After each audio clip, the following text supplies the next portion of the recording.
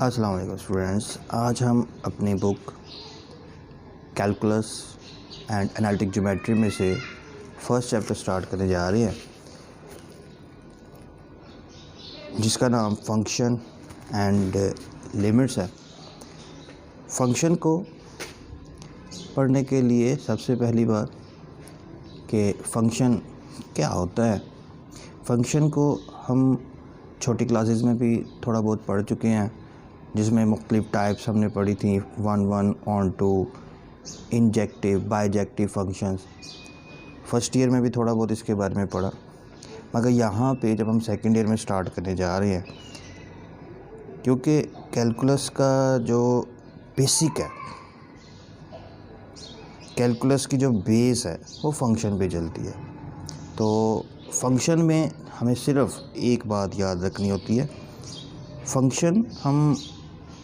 Function में हम सिर्फ दो चीज़ें यानी कि आती हैं। एक चीज़ याद रखनी वो ये है कि उसमें एक डोमेन होती है और एक रेंज होती है। डोमेन और रेंज की मदद से हम फंक्शन, जिसमें डोमेन और रेंज होती है, उसे हम फंक्शन कहते हैं।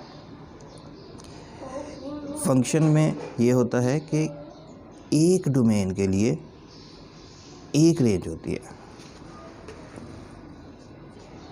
एक से ज़्यादा डोमेन्स के लिए एक रेंज हो सकती है, मगर एक डोमेन के लिए मल्टीपल रेंजेस नहीं हो सकती। तो बाकी हम फंक्शन को जानने के लिए, उसकी टाइप्स को जानने के लिए चलते हैं अपने बोर्ड की जानिब। हम आते हैं अब टाइप्स ऑफ फंक्शन की जानिब। टाइप्स ऑफ फंक्शन में मुख्तलिफ़ फंक्शंस हैं जो कैलकुलस में हमने डिस्कस करने हैं।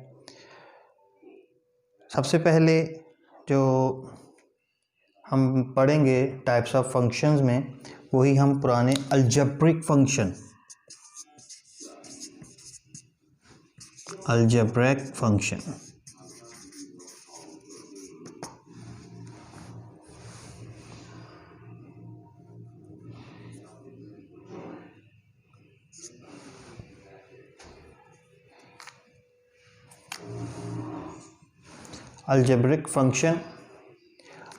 फंक्शंस बेसिकली वही हैं जिसमें x की पावर 1, 2, 3, 4 वगैरह कुछ भी आ जाती है, ज़ीरो पावर भी आ सकती है, तो उनको हम अलजेब्रिक फंक्शंस कहते हैं। मिसाल इसमें भी अलजेब्रिक फंक्शन में मज़ीद टाइप्स आ जाती हैं, जिसमें हम सबसे पहले बात करते हैं कांस्टेंट फंक्शन है,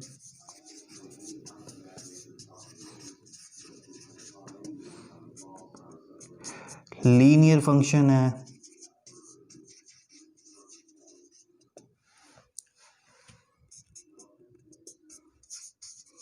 क्वाड्रेटिक फंक्शन है,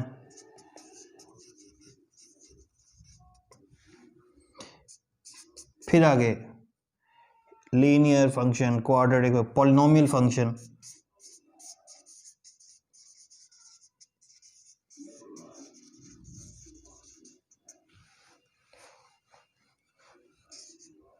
आइडेंटिटी फंक्शन,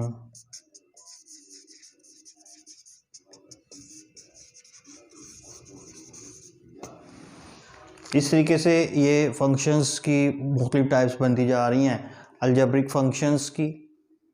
तो अलजेब्रिक फंक्शन में मैंने कुछ फंक्शंस के नेम लिखे हैं, यहाँ पे मेंशन किए हैं, constant function, linear, quadratic, polynomial function. Basically सबसे पहले बात करते हैं कांस्टेंट फंक्शन को। कांस्टेंट फंक्शन उसे कहते हैं जिसमें सिर्फ कांस्टेंट टर्म हो। मतलब ये है कि जैसे कि फ़ंक्शन को डिफ़ाइन किया गया पहले कि जिसमें डोमेन और रेंज होती है, तो फंक्शन, कांस्टेंट फंक्शन वो होता है जिसकी डिफरेंट डोमेन्स के लिए एक ही रेंज हो, उसे हम कांस्टेंट फंक्शन कहते हैं। डिफरेंट डोमेन्स के लिए एक रेंज हो, उसे हम कांस्टेंट फंक्शन कहते हैं, और इसको हम डिनोट करते हैं f of x equals to c। c stands for constant. Constant मतलब कोई भी आ सकता है, जैसे कि 2 3 4 5 कुछ भी 1 -2 -3 कुछ भी आ सकता है। तो इसे हम कांस्टेंट फंक्शन कहते हैं। क्यों? यहाँ पे आप x की जो मर्जी वैल्यू यूज़ कर लो, आपके पास एक ही रेंज रहनी है और वो है 2।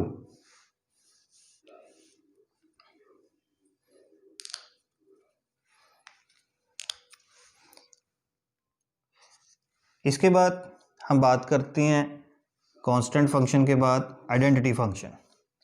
आइडेंटिटी फंक्शन उस फंक्शन को कहते हैं जिसमें जो डोमेन है वही रेंज है। Same domain same range. मैं ये नहीं कह रहा कि एक ही डोमेन और एक ही रेंज, मैं ये कह रहा हूँ कि जो डोमेन यूज़ की जाए वही रेंज हो, उसे हम आइडेंटिटी फंक्शन कहते हैं और इसको हम यूँ डिनोट करते हैं f(x) = x।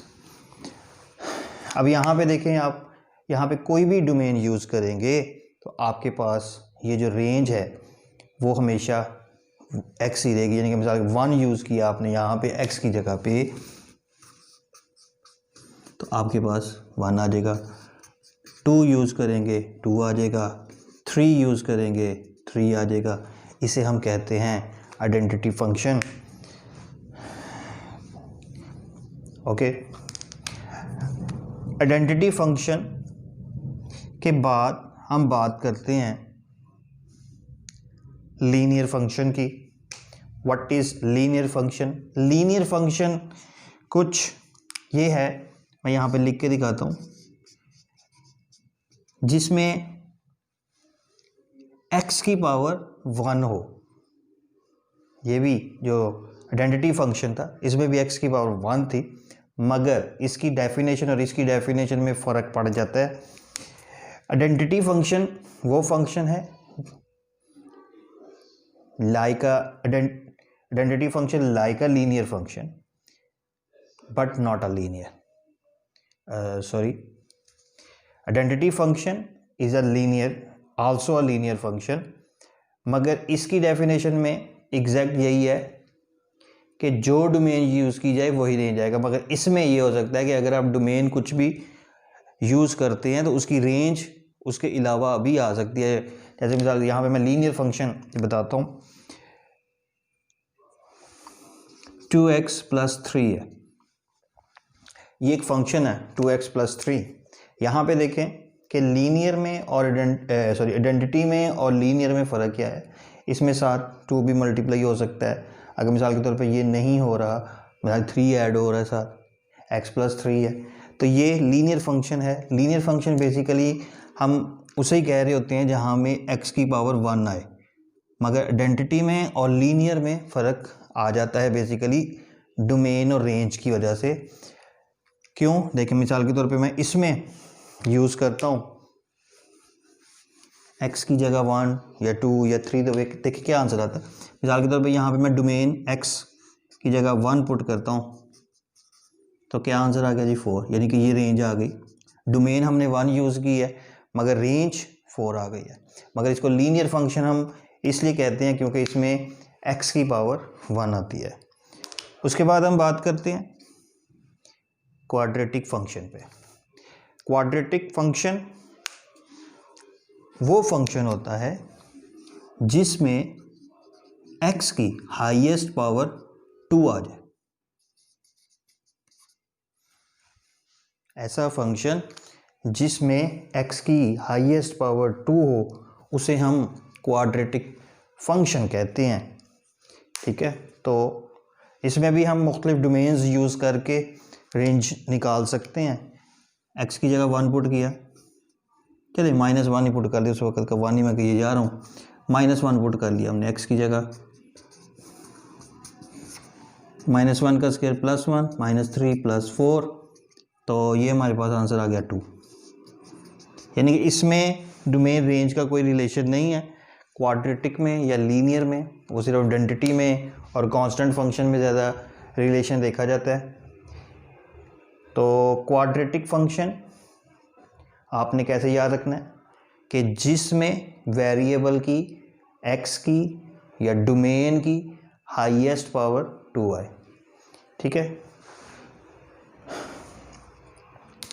अब हम बात करते हैं, हमने पढ़ा आइडेंटिटी फंक्शन, हमने पढ़ा लीनियर फंक्शन, हमने पढ़ा क्वाड्रेटिक फंक्शन। क्वाड्रेटिक के बाद जब बात आ जाती है तो वो 3 पावर क्यूबिक फंक्शन भी हो जाता है, 4 पावर आ जाती है, 5 पावर आ जाती है, वेरिएबल की हाईएस्ट पावर जैसे यहाँ पे 2 आई है तो उसका नाम क्वाड्रेटिक फंक्शन। इसी तरीके से 3 पावर आ जाती है वेरिएबल की हाईएस्ट तो वो क्यूबिक फंक्शन हो जाता है। सो ये पावर्स बढ़ती जाती हैं, ज़्यादा पावर्स हो जाती हैं तो उसको हम फिर पॉलिनोमियल फंक्शन कहते हैं। ठीक है जी, x की जब पावर्स बढ़ती जा रही 3, 4, 5, 6 तो उन फंक्शंस को हम पॉलिनोमियल फंक्शंस कहते हैं। अगर देखा जाए तो ये identity function, linear function, quadratic function, ये बेसिकली सारे के सारे पॉलिनोमियल फंक्शन के ही एक हिस्सा है। ठीक है जी, तो ये सारा मिल के हमारे पास बन जाता है अलजेब्रिक फंक्शन। ठीक है जी, अलजेब्रिक फंक्शन के बाद दूसरी टाइप, अब आगे मज़ीद टाइप्स हमारी बढ़ती जानी है। तो जी अब हम आगे बढ़ते हैं। अलजेब्रिक फंक्शन के बाद अब हम टाइप 2 में हमारे पास आ जाती है trigonometric function, inverse trigonometric function,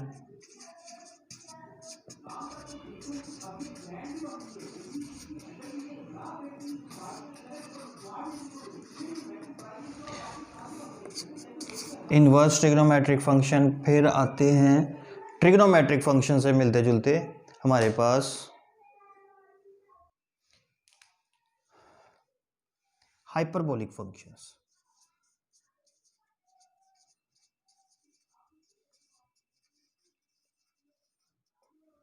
फिर इन्वर्स हाइपरबोलिक आ जाते हैं।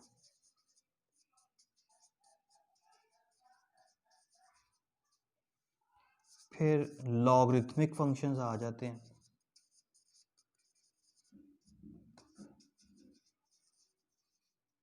और फिर आ जाते हैं हमारे पास एक्सपोनेंशियल फंक्शंस आ जाते हैं।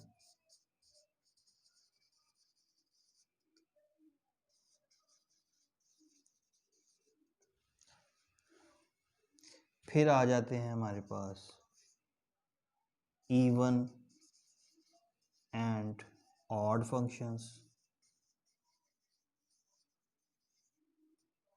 ये 8 किस्म के मैंने आपके सामने लिखे हैं। सबसे पहले बात करते हैं जैसे trigonometric function.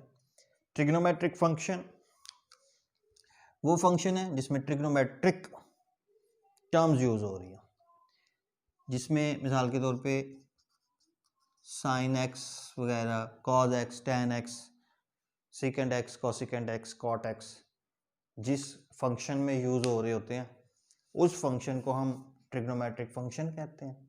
Inverse trigonometric function वो होते हैं जिसमें इन्वर्स फंक्शंस वगैरह यूज हो रहे होते हैं। ट्रिग्नोमेट्री के बारे में जो आपने पढ़ी हैं वो ट्रिग्नोमेट्रिक आइडेंटिटीज थी फर्स्ट ईयर में। जब हम उसको फंक्शन में लेकर आते हैं, यानी कि जब हम उसको डोमेन रेंज की फॉर्म में लेकर आते हैं तो वो फंक्शन वो आइडेंटिटीज, वो जो रेशोज हैं साइन कॉज की, वो फिर जब डोमेन रेंज की फॉर्म में यूज हो रहे होते हैं तो वो ट्रिग्नोमेट्रिक फंक्शंस कहला रहे होते हैं। इसी तरीके से इन्वर्स ट्रिग्नोमेट्री भी आप लोगों ने फर्स्ट ईयर में पढ़ रखी है। इन्वर्स ट्रिग्नोमेट्रिक फर्स्ट ईयर में था, फर्स्ट ईयर की बुक में 13 चैप्टर था जिसमें sine inverse, cos inverse, tan inverse, cot inverse वगैरह आते हैं, तो उसको हम इन्वर्स फंक्शंस कहते हैं, इन्वर्स ट्रिग्नोमेट्रिक फंक्शन। अब यहाँ पे कुछ नई टर्म्स आपके सामने नए नाम यूज़ हो रहे हैं जिसमें हाइपरबोलिक फंक्शन है। Hyperbolic functions basically trigonometric function की ही एक फॉर्म है। ट्रिग्नोमेट्रिक फंक्शंस जो हैं वो ट्राइंगल स्ट्रेट लाइंस से जो बनती हैं, राइट ट्राइंगल, इससे बनते हैं। तो हाइपरबोलिक फंक्शंस जो हैं वो बेसिकली ये स्फीयर से लिए जाते हैं। तो इसमें हम यूज़ करते हैं sine hyperbolic x, cos hyperbolic x और टेन हाइपरबोलिक एक्स। ये भी तकरीबन ट्रिग्नोमेट्रिक से मिलते जुलते हैं। साइन हाइपरबोलिक का फॉर्मूला होता है ई की पावर एक्स माइनस ई की power minus x over 2। Cos hyperbolic का प्लस आ जाता है और टेन हाइपरबोलिक का जो फार्मूला है माइनस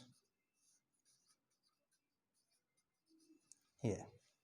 साइन हाइपरबोलिक का फार्मूला ई की पावर एक्स माइनस ई की पावर माइनस एक्स ओवर 2 है। कॉज हाइपरबोलिक का ई की पावर एक्स प्लस ई की पावर माइनस एक्स ओवर 2 है। और अगर इन दोनों को डिवाइड कर दें sine hyperbolic over cos hyperbolic, तो हमारे पास टेन हाइपरबोलिक का फार्मूला बन जाता है।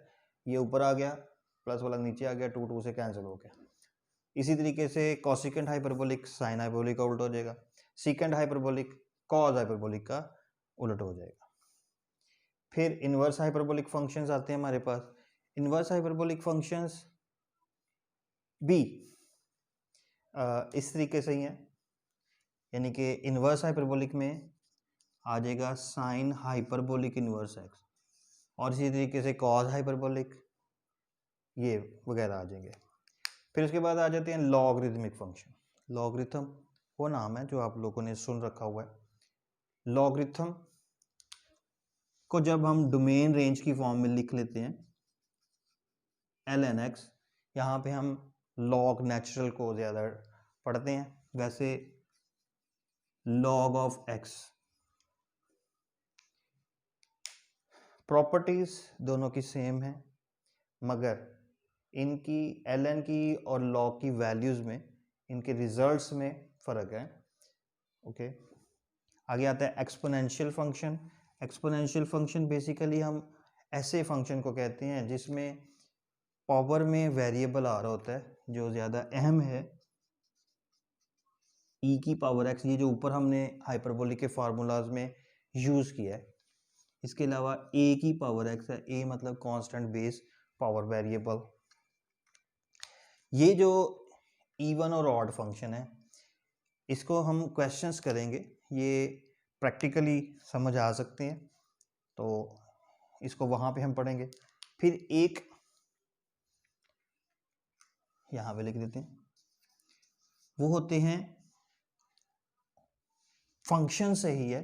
जैसे ये है इन्वर्स ट्रिग्नोमेट्रिक इन्वर्स हाइपरबोलिक, उसे हम कहते हैं इन्वर्स फंक्शन।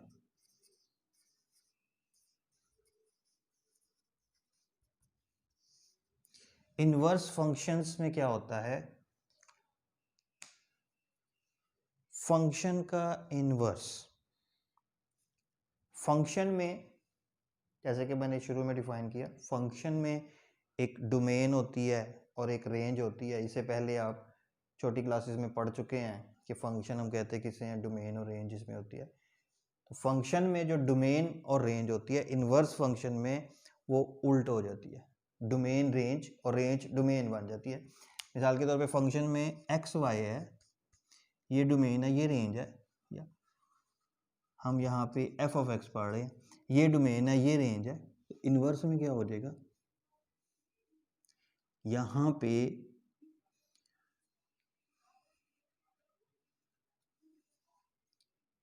डोमेन रेंज बन जाएगी और रेंज डोमेन बन जाएगी।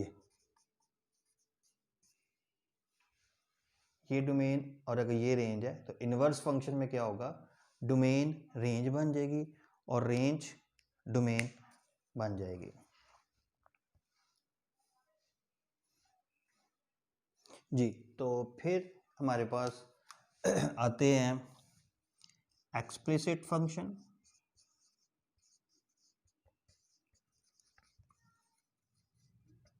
और implicit functions।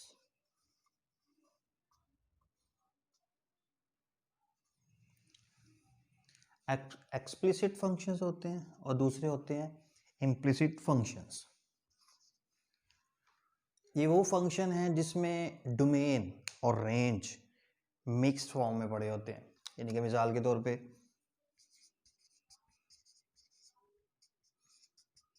ये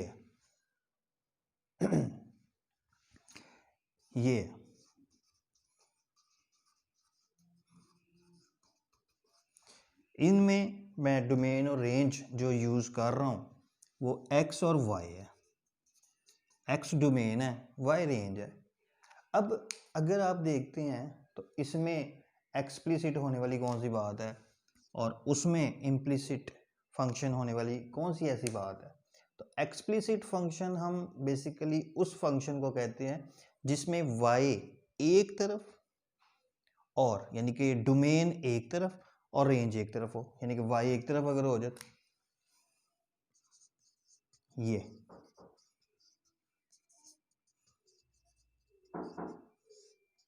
ये देखिए इसमें डोमेन एक तरफ लग गई है यानी कि x और रेंज इस तरफ आ गई है यानी कि y। इसको हम एक्सप्लिसिट फंक्शन कहते हैं। और इम्प्लिसिट फंक्शन उसे कहते हैं जिसमें डोमेन और रेंज मिक्स्ड में ही रहते हैं, सेपरेट नहीं हो सकते। डोमेन लहदा नहीं होती और रेंज लहदा नहीं हो सकती जैसे इसमें हो जाती है। तो ये हमारे पास, अब इसके बाद हम अगले लेक्चर में एक्सरसाइज को स्टार्ट करेंगे। आज के लिए इतना ही काफ़ी है। ओके जी, अल्लाह हाफिज़। अच्छी वीडियोस को देखने के लिए हमारे चैनल को सब्सक्राइब करें और हमारी वीडियोस को लाइक करें। शुक्रिया।